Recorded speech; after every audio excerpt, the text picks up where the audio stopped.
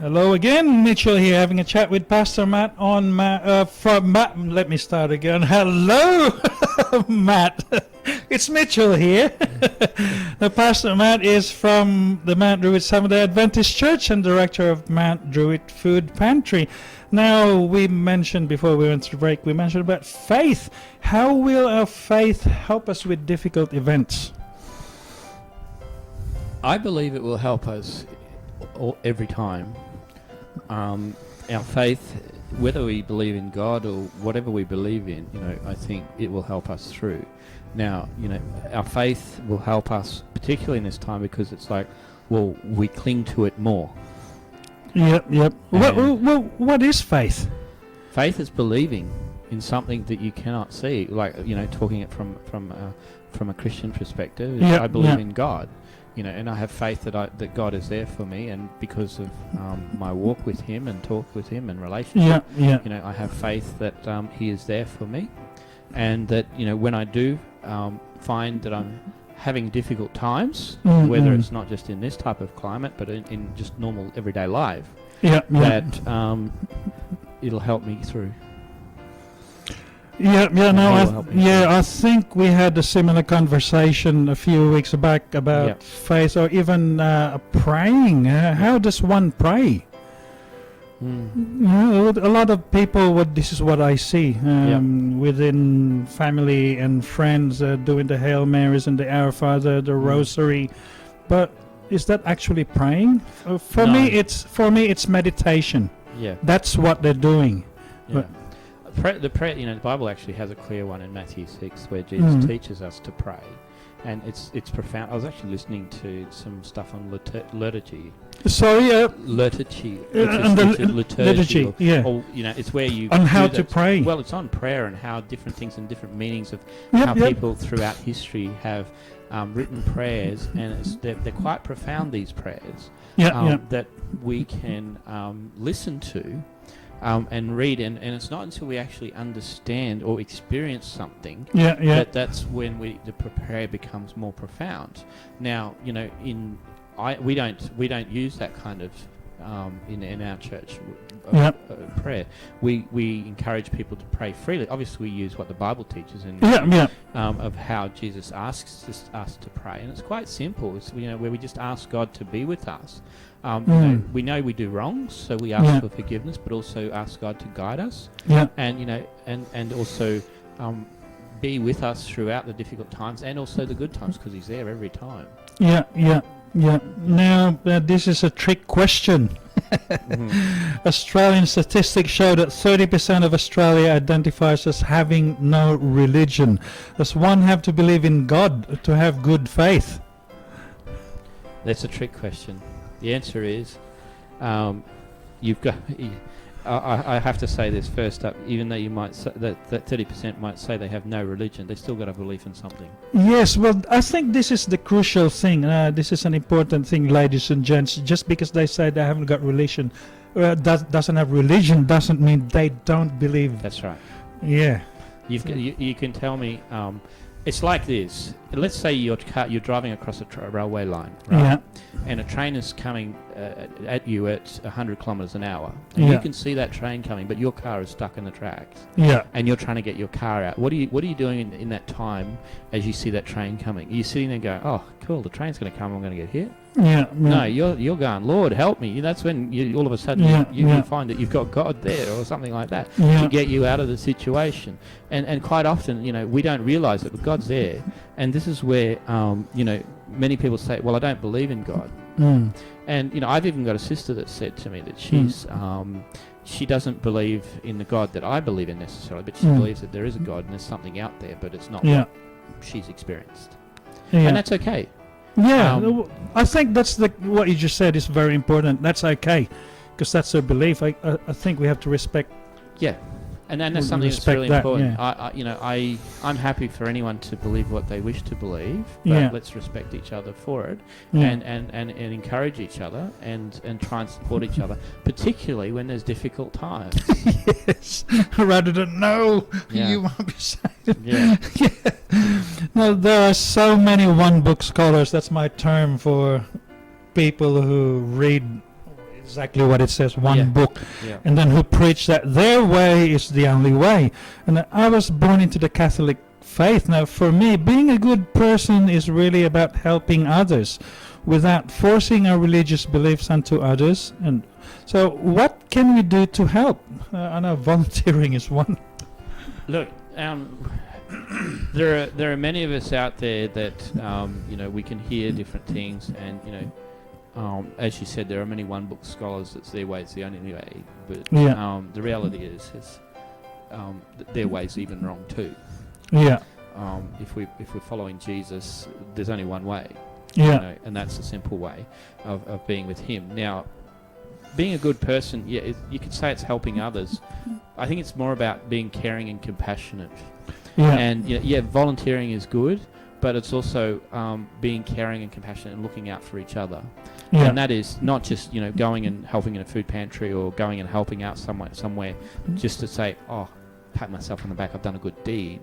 The reality is no, you're actually probably doing it for the wrong reasons. Yeah. Doing it because it's something that you feel that is you're being satisfied by helping someone, and doing it because it means so much more than just patting yourself on the back.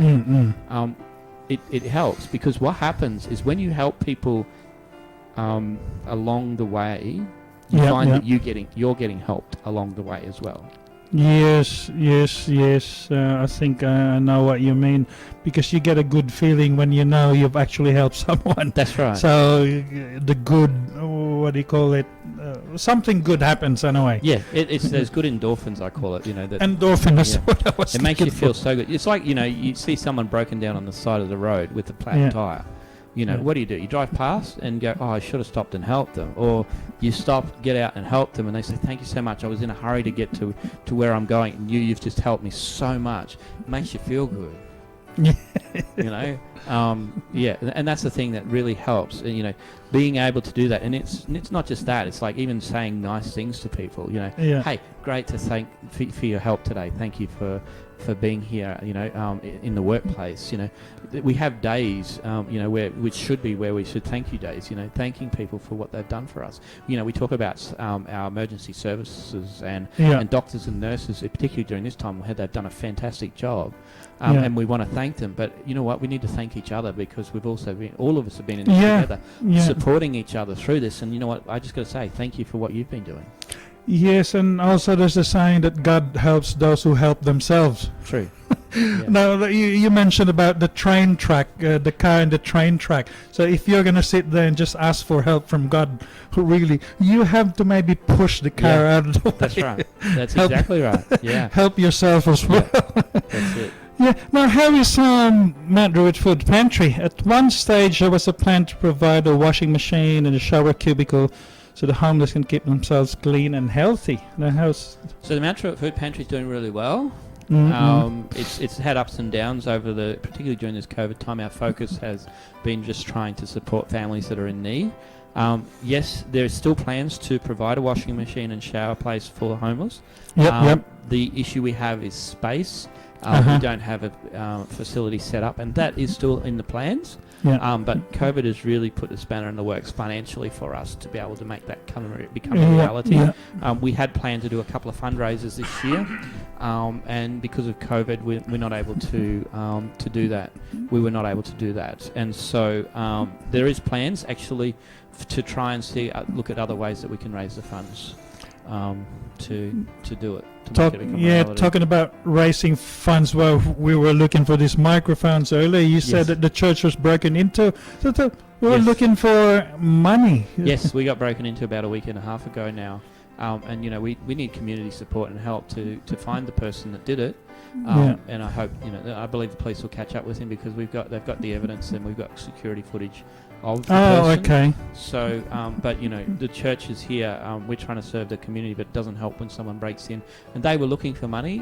It would have been better if they just come and spoke to us. We probably could have helped them out. But that's the thing that I was going to say. That maybe, like you said, if they had come up front and say we need help. They wouldn't have had to break in. No, they wouldn't have had to break in, and we would have probably been able to give them food. and they broke into Macquarie Community College next door as well, and they took $20 or $30 from their petty cash tin. Thankfully, they took no money from us, but they just caused a lot, a couple of $1,000s worth of damage, which we don't really need that. Yeah, it's the damage, so you're spending more money. Yes. Now, this may be a narrow-minded view on my part, but I think when people steal money, it's to do because they're either hungry or they're feeding a habit. Well, from the security footage we've seen, we don't think the person was hungry necessarily. I would say it was more the second part.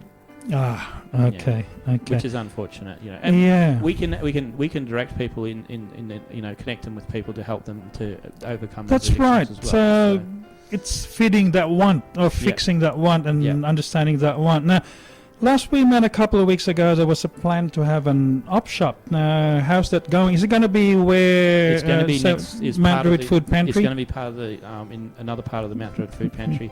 Just for now. So yes, there is an op shop coming. It's going to be called an ADRA op shop. So we're partnered up with ADRA Australia, and so that will open in February next year. We're going to do some soft openings between now and the official opening next year, mainly because we just want to build a profile in the community and just we've got a lot of stock on hand at the moment. We need to clear it out and try and get some good stock in as well, more stock in. Okay. And so, we do need, so that is happening, and it's where we would really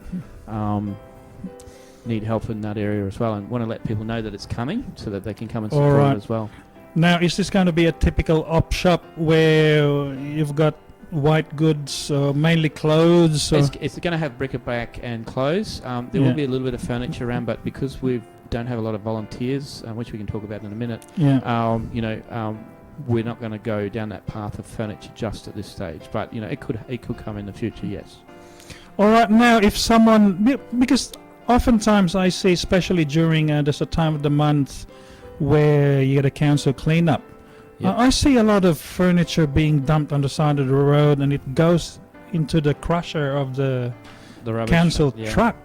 So is there a number, or is that something that you would look at? There is some stuff that we can take. If you talk to a lot of other people that have been in the business for a long time, there's a lot of stuff that ends up on the streets because other charities can't take it anyway, because it can sit for a long period of time.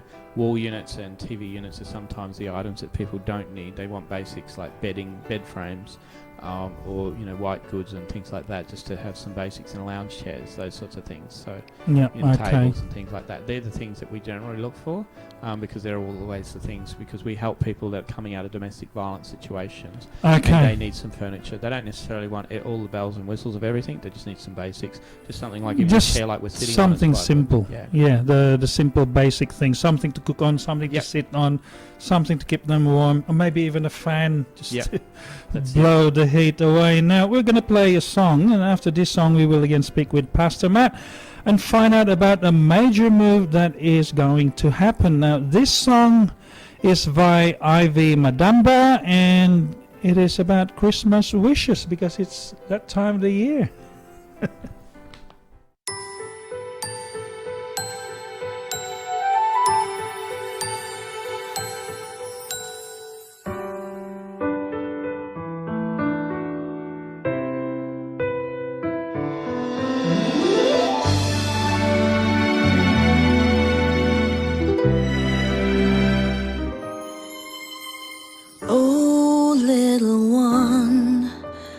Came for us.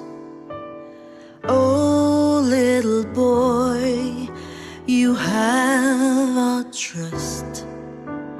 With open arms, receive our love for you as we celebrate this Yuletide through.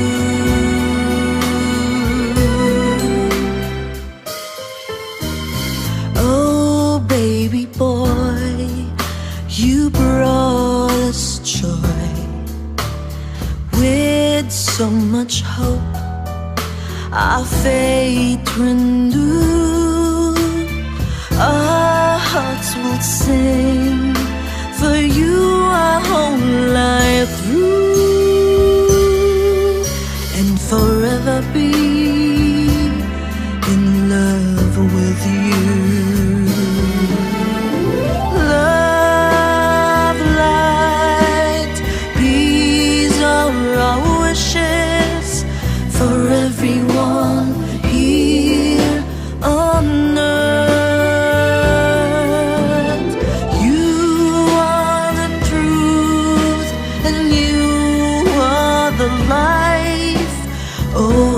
Jesus, our Lord, our God.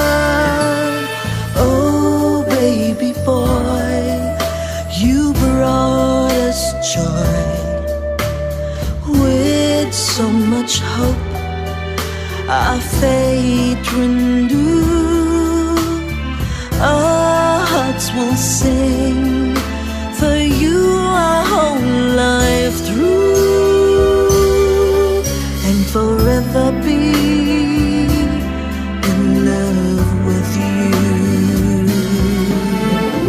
Love, light, peace are our wishes for everyone here on earth. You are the truth and you are the life. Oh, Jesus, our Lord, our God. Oh, little one, you came for us. Oh, little boy, you have our trust. With open arms, receive our love for you as we celebrate,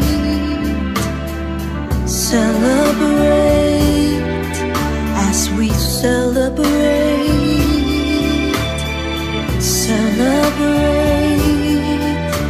this Christmas.